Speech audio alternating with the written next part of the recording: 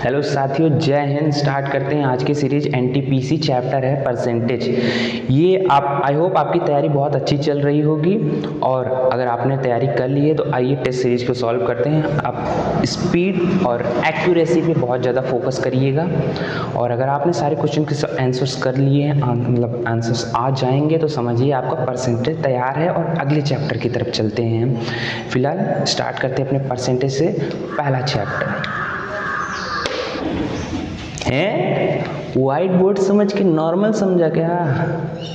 Digital board है। आइए देखते हैं पहले क्वेश्चन को।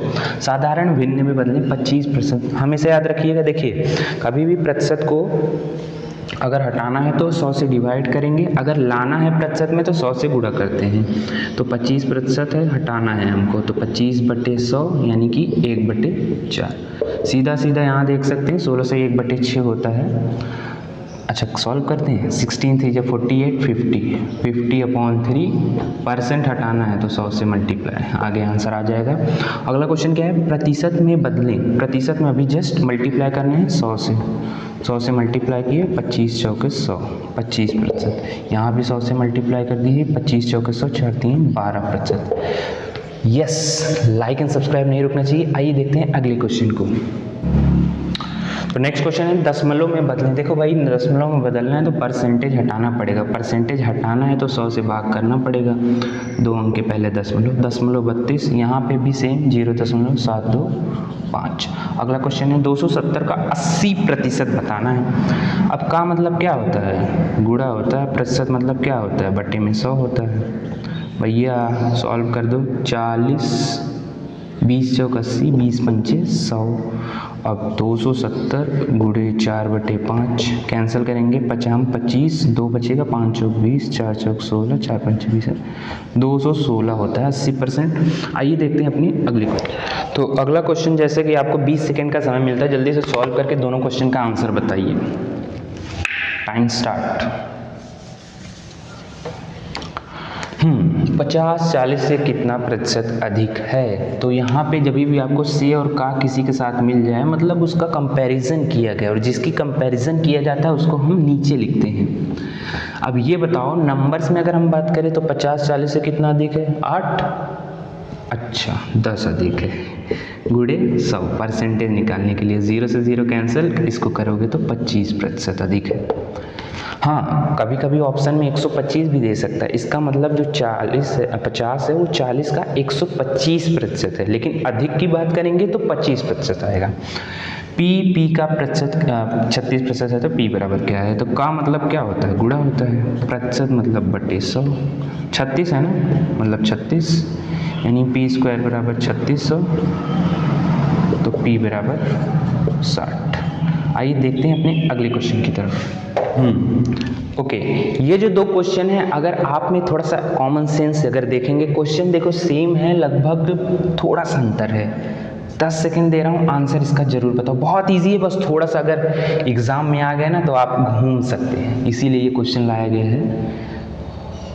ओके, ठीक है, टाइम्स अप। अब स्टार्ट करते हैं। देखिए, 3% का 2% कितना प्रतिशत है? यहाँ प्रतिशत है, और 3% का 2% कितना होगा? क्वेश्चन कुछ सेम आ रहा है, लेकिन आंसर सेम नहीं आएगा। इसीलिए मैंने कहा लाइक एंड सब्सक्राइब करो, और एग्ज़ाम जरूर निकलेगा भाई, टेंशन मत करना। मैं आ गया हूँ, आपका छोटा भाई। चलो, तो 3% का 2% कितना होगा? देखो भाई, 3 का मैंने बोला था अभी जस्ट पहले कि हम जिसका भी कंपैरिजन करना होता है उसके साथ का लगा होता है। तो 3% का 2%, क्योंकि प्रतिशत पूछा है तो प्रतिशत निकालने के लिए हमेशा 100 से गुणा होता है। क्वेश्चन की भावनाओं को समझिएगा। 3% का 2% कितना होगा? यहाँ प्रतिशत नहीं पूछा ना, 3%, यानी कि 3% का मतलब गुणा 2% कितना होगा? तो यहाँ पे आप कह सकते हैं 3/100 गुणे 2/100, यानी कि लगभग 6 इतना 0 होगा, या 6/100% होगा। ठीक है, इस वाले क्वेश्चन को सॉल्व करते हैं। प्रतिशत से प्रतिशत कैंसिल, और 200/3 का मतलब होता है 66 सही 2/3%। देखा कितना इजी सवाल था, बस थोड़ा सा 1% का कमी था। एग्ज़ाम में एग्ज़ामिनर ऐसे ही क्वेश्चन को लाता है और बच्चों को कंफ्यूज करता है, लेकिन घबराना नहीं है, मैं आ गया हूँ ना। हर एक चैप्टर्स को इस तरह कवर किया जाएगा कि एक भी क्वेश्चन छूटेगा नहीं। अब आगे चलते हैं अगले टाइप्स की तरफ। अब यहाँ पे क्या है कि बच्चे सोच रहे होंगे ऑप्शन क्यों नहीं दिया गया है, भाई ऑप्शन पे डिपेंडेंट क्यों हो। हम देखो ये प्रैक्टिस है, प्रैक्टिस इसी तरह होनी चाहिए जिसमें हम ऑप्शन को ना देखें, सीधा आंसर को लाएं। आइए मूव करते हैं अपने अगले क्वेश्चन में। x का 125% 100 है तो x बराबर क्या होगा। तो x का 125% 100 है तो क्योंकि प्रतिशत हटा 100 से भाग हुआ, ऑलरेडी मैंने बताया 25 बच्चे 25 चौका 100 5 दूनी 10 x बराबर 20 चौक 80। 5:4 को प्रतिशत में बदलो 5/4 गुणे 100। इसका आंसर भैया कमेंट में दे दो तो बहुत अच्छा होगा, कमेंट वाह। आइए देखते हैं अगले टाइप की तरफ। अब दिमाग आपका थोड़ा सा कंफ्यूज हो सकता है तो देखते हैं अगले क्वेश्चन को। अगला क्वेश्चन, ए की आय अगर बी की आय से 25% अधिक है तो बी की आय ए की आय से कितने प्रतिशत अधिक है। ये देखो नंबर नहीं है कि मेरी आय उससे 25 ज़्यादा है तो उसकी आय मेरे से 25 कम होगी। अगर आपका आंसर 25 है तो एक बार रुको भाई रुको, ऐसा नहीं करना है। आओ देखते हैं। देखो कभी भी दो लोगों का कंपैरिजन हो, एक की आय ज़्यादा हो दूसरी की कम बतानी हो, तो देखो सपोज करो उसकी आय x% ज़्यादा है तो हम उसमें प्लस कर देंगे कितना कम लाना है, गुणे 100। अब जैसे इस क्वेश्चन में आप देख सकते हो यहाँ पे हमको क्या बता रहा है कि ए की आय 25% अधिक है तो x की वैल्यू 25 हो जाएगी। कम ही निकालनी ना तो नीचे वैल्यू प्लस करके ज़्यादा लाना पड़ता है, तो 125 गुणे 100, 25 बच्चे 125 यानी कि 20% कम होगी उसकी आय। कितनी कम होगी, 20% कम होगी। आप बात को समझिए। आइए देखते हैं अपने अगले क्वेश्चन को। तो ट्राई करो ये वाला क्वेश्चन शायद आप कर सकें। याद रखना ये नंबर नहीं है जिसको आप सेम कंपैरिजन, ये परसेंटेज है। कंपैरिजन करने के बाद राशि चेंज होती है और उसकी वैल्यू भी अलग आती है। तो अगला क्वेश्चन है कि अगर ए की आय बी की आय से 25% कम है, क्या है कम है, उस वाले में अधिक थी इसलिए मैंने वैल्यू 25 ही 25 रखा है। 25% कम है तो बी की आय ए की आय से कितने प्रतिशत अधिक होगी। अब उसमें हमें निकालना था कम, तो हमने डिनोमिनेटर में जो वैल्यू रखी थी ज़्यादा रखी थी। लेकिन अब जो फॉर्मूला बनेगा x/100 माइनस x गुणे 100 होगा। तो बताओ भाई बी ए की आय 25% कम है तो 100 माइनस 25 यानी 75 गुणे 100। आंसर जरा इसको कमेंट में बताओ, देख लेते हैं। 25 3 75 यानी 33 सही। 1/3% जो वैल्यू होगी वो उसकी आय अधिक होगी। तो देखा ये है परसेंटेज। हल्के में मत लेना किसी भी क्वेश्चन को। आपने बता दी बहुत अच्छी बात है, कमेंट में ज़रूर बताओ, एक बार लिख के बताओ, लिख के।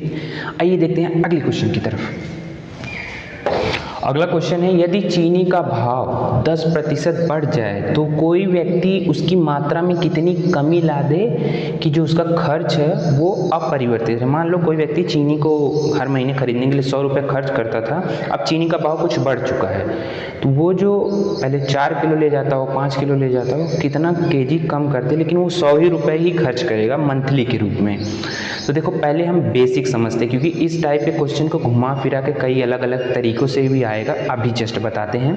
तो हम दोनों तरीके देखेंगे। आइए पहले बेसिक देखते हैं। बेसिक क्या है, बेसिक ये है कि मूल्य और गुणे मात्रा बराबर होता है हमारा खर्च। मतलब मूल्य क्या है और मात्रा क्या है, ये खर्च होता है, ये सबको पता है।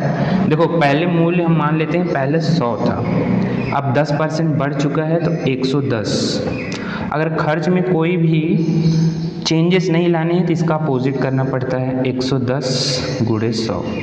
देखो उल्टा सीधा कर दिया, गुणा करोगे सेम आएगा, खर्च में कोई भी परिवर्तन नहीं आएगा। यहाँ पे मात्रा को हम पकड़ते हैं, पकड़ लो कितना कम किया है, 110 पहले मात्रा था अब 100 हो गया, 10 कम किया है।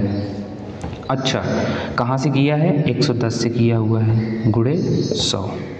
तो देखो ये कैंसिल हो गया, 11 बट्टे मतलब होता है 9 सही 1/11% की वो कमी करेगा भैया। अच्छा ये नहीं समझ में आया, अच्छा इस बात पे ध्यान दो कि खर्च उसका क्या है, खर्च वही है, खर्च है 0। और हम अब यूज़ करते हैं सक्सेसिव फॉर्मूला का। क्या होता है देखो, plus minus x plus minus y plus minus x y upon 100 is equal to 0। 0 क्यों? क्योंकि उसका खर्च जो है चेंज होने ही वाला नहीं है। अच्छा x कितना दिया हुआ है, 10% की बढ़ोतरी हो रही है यानी +10, y हमें नहीं पता है लेकिन कमी हो रही है इतना पता है, तो -y लगाते हैं। ये बताओ यहाँ पे भी आ जाएगा 10y/100 बराबर 0। ये हो जाएगा 10 -y, ये यहाँ से कैंसिल हुआ, 10 एकम 10 एक 11 -11y अपॉन 10। तो यहाँ पे जो वैल्यू आई 10 is equal to 11y upon 10, 100 upon 11 is equal to y। Same answer देखो आ चुका है। तो दोनों तरीके से आप देख चुके हैं। इसी की तरीके एक और क्वेश्चन मैं देता हूँ, उसको आप जरूर करिए। चलिए स्टार्ट करते हैं। तो भैया अगला क्वेश्चन है, यदि कोई व्यक्ति अपने खर्च में 40% की कमी लाता है और मात्रा में भी 20% की कमी लाता है, तो खर्च में कमी होगी या वृद्धि? सीधा सीधा मैंने बेसिक बता दिया, बेसिक का यूज़ कर सकते हैं या डायरेक्ट सक्सेसिव फॉर्मूला यूज़ करते हैं। देखो भाई 40% की वो कमी कर रहा था, फिर 20% की उसमें भी कमी किया, फिर 40 गुणे 20 यहाँ प्लस हो जाएगा 800/100 कैंसिल कर दो, तो आंसर आ जाएगा -60 + 8, यानी कि उसके खर्च में 52, ये माइनस शो करता है कि कमी हो रही है, यानी वो खर्च में 52% की कमी करेगा। देखो ये जो वीडियो बनाना है ना, ये डिजिटल बोर्ड वैसे है नहीं, इसको बनाने की मैंने कोशिश की है ताकि आप लोगों को असुविधा ना लगे, इसलिए ये पढ़ाना, रिसर्च करना, क्वेश्चंस को लाना, साथ ही साथ इसको करने के बाद टीचर्स देखो वीडियो को एडिट तो नहीं करते हैं, लेकिन अभी थोड़ा सा एक्सपांड करेंगे, कोई दिक्कत नहीं है, लेकिन अभी मेहनत थोड़ी सी एडिटिंग में ज़्यादा हो रही है। लाइक सब्सक्राइब और शेयर जरूर करना। कंटेंट में कोई कमी नहीं है, कंटेंट की मेरी सबसे प्रायोरिटी है, कंटेंट की क्वालिटी। ये क्वेश्चन जहाँ से लाएं एक भी टॉपिक छूटेगा नहीं परसेंटेज का। आइए देखते हैं अगले क्वेश्चन की तरफ। हाँ, तो अगला क्वेश्चन क्या है, जब आप 20 सेकंड दे रहा हूँ, 20 सेकंड में तुरंत इसको सॉल्व कीजिए। हाँ, तो अगला क्वेश्चन क्या है, बेसन के भाव में 25% की वृद्धि होने से 300 रुपये में पहले से 5 kg कम बेसन प्राप्त होता है। तो पहले का मूल्य बताना है। और ये तो पहले देखो, अगर भाव की बात करते हैं तो 25% की वृद्धि हुई है। अब 300 रुपये में 5 kg कम मिलता है बेसन।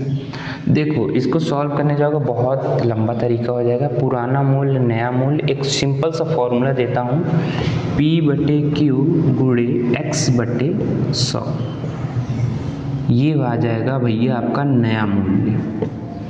और P/Q गुणे X/100 प्लस माइनस X, यानी बढ़ोतरी होगी तो प्लस, घटोतरी होगी तो माइनस, इससे आ जाएगा आपका पुराना मूल्य। तो देखो मैं नया मूल्य निकाल देता हूँ, पुराना वाला आप ऑप्शन में देखा। तो ये प्रिंसिपल है, क्या है ये प्रिंसिपल, कितना है 300। क्वांटिटी कितनी कम हो रही है 5, x यानी परसेंटेज 25/100 कैंसल, 5 हम 25, 5 थे 15, यानी कि नया मूल्य उसका है 15 रुपये प्रति kg। अब इससे पुराना मूल्य निकालना आसान हो जाएगा। आइए देखते हैं अगले क्वेश्चन में जाने से पहले एक कॉन्सेप्ट को समझते हैं। यदि किसी गांव की जनसंख्या 2000 है, किसी गांव की जनसंख्या 20,000 है, मान लेते हैं 20,000 है, वो 5% से हमेशा क्या है हर साल बढ़ रही है। 5% से कितने, 5% से बढ़ रही है, तो 2 साल बाद उस गांव की जनसंख्या क्या होगी। तो देखो बढ़ रही है, तो ये वाला कॉन्सेप्ट आपने सभी ने देखा हो, 105/100 गुणे 105/100, 0 0 0 0 0 0 0। अब 2 गुणे 105 में बचे हम 25, कितना ज़्यादा है 5 ज़्यादा है, तो 110। अब इसमें गुणा कर दीजिए 50, 0 22, इतनी जनसंख्या हो जाएगी 2 सालों के बाद। ये तो बेसिक सा कॉन्सेप्ट था, लेकिन जो अगला क्वेश्चन है उसको देखो तो पहले। अगला क्वेश्चन का आंसर तुरंत दीजिए कमेंट में, 2 मिनट के अंदर दीजिए। क्वेश्चन है, एक गांव की आबादी 5% वार्षिक दर से बढ़ रही है। यदि वर्तमान आबादी 40,000 है तो 2 सही 3/5 वर्ष बाद आबादी कितनी हो जाएगी? भैया बताओ, ये 5% से बढ़ रही है, गांव की आबादी कितनी है? 40,000 है, समय कितना दिया गया है? तो टाइम दिया गया 2 सही 3/5 ईयर्स। ये कुछ समझ में नहीं आया है, मुझे पता है नहीं समझ में आया होगा, इसीलिए क्वेश्चंस लाए गए हैं। तो गांव की आबादी निकालते हैं भैया, कितने वर्ष बाद निकालनी है? चलो पहले 2 वर्ष को पकड़ते हैं। 40,000 गुणे 5% से बढ़ रही है, 105/100, 105/100। 2 साल की तो थी, लेकिन ये 3/5 क्या चीज़ है? कौन सी खेत की मूली है? देखो कभी भी ऐसा दिया हो तो परसेंट से गुणा कर देते हैं और ये आ जाएगा 3, यानी 3%, मतलब जो लास्ट 2 के बाद है वो 3% से बढ़ी है। 103/100। 1 2 3 4, 1 2 3 4, 105, 105, 103, 100 जो भी होगा इसका आंसर कमेंट में बताओ। नौकरी समझ लेना आपकी पक्की है एकदम 100%। बस लाइक और सब्सक्राइब नहीं रुकना चाहिए। आइए देखते हैं अगले क्वेश्चन की तरफ। अगला क्वेश्चन क्या है, जरा ट्राई करो, 20 सेकंड का समय है आपके पास। क्वेश्चन है, किसी आयत की लंबाई 20% बढ़ जाए तथा चौड़ाई 25% घट जाए तो आयत के क्षेत्रफल पर क्या प्रभाव पड़ेगा? देखो मैंने बताया था एक कॉन्सेप्ट, मूल्य गुणे मात्रा बराबर खर्च। वैसे आयत का जो रेक्टेंगल का एरिया होता है लेंथ इंटू ब्रेथ होता है। ये बढ़ रही है, ये घट रही है, एरिया पे क्या फ़र्क पड़ेगा? मान लो पहले 100 था, फिर बढ़ा घटा के बताओ क्या था। अच्छा, अगर बात करूँ दूसरा कॉन्सेप्ट अगर आप सीखना चाह रहे हैं तो 20% बढ़ रही है, 20% वो बढ़ रही है, 25% घट रही है। सोच रहे होगे, सक्सेसिव फॉर्मूला का हम यूज़ करते हैं। तो एरिया क्या हो जाएगा? 20% बढ़ रही plus 20 minus 25 plus minus minus 25 दूनी 50, 500/100 कैंसिल हो गया, -5 यानी -10% से एरिया क्या होगा उसका घट जाएगा। आइए देखते हैं अगले क्वेश्चन की तरफ। देखिए जरा इस क्वेश्चन को और करने का प्रयास कीजिए, 20 सेकंड है आपके पास।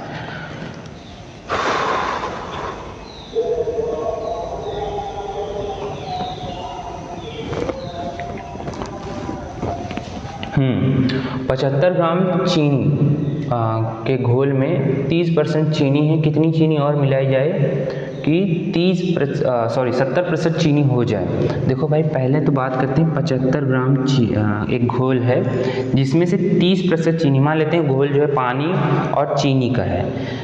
अब उस क्वेश्चन में कहा जा रहा है कि चीनी को कितना मिलाया जाए, तो लेकिन अगर हम बात करते हैं पानी, वाटर तो कांस्टेंट था ना, यानी अगर 30% चीनी है तो 70% क्या होगा? वाटर होगा। अच्छा, इसके बाद चीनी मिलाई जा रही थी, यानी 75 में मान लेते हैं x चीनी मिलाई जाती है। इस क्वेश्चन का कोई भी शॉर्टकट नहीं है, इसलिए हम बेसिक से ही करेंगे। 75 + x गुणे, अच्छा अब चीनी कितनी हो रही है? 70 हो रही है, तो पानी कितना होगा? 30। यहाँ पे देखो वैल्यूज दोनों इक्वल हैं, दोनों में पानी की मात्रा क्या है? इक्वल है, ये थोड़ी सी बढ़ रही है बस इसीलिए। तो अगर इसको हम सॉल्व करेंगे, देखो पहले 100 से 100 कैंसिल, 0 से 0 कैंसिल, 75 में 7 का गुणा कर दो, 7 × 5 = 35, 7 × 7 = 49, 3 = 52 is equal to 75 + x minus करके आंसर जरा इसका कमेंट में बताओ। देखो और आज के लिए बस इतना ही। पार्ट 2 में देखिए थोड़े से और क्वेश्चंस जो बच गए हैं उसको भी कर लिया जाएगा, आपकी नौकरी जरूर लगेगी। अगर आपने 5-6 से क्वेश्चन अधिक जवाब दिया है तो थोड़ा सा रिवीजन कर लीजिएगा। सारे क्वेश्चन का आंसर सही किया है तो कोई ज़रूरत नहीं है, अगले चैप्टर पे आप मूव कर सकते हैं।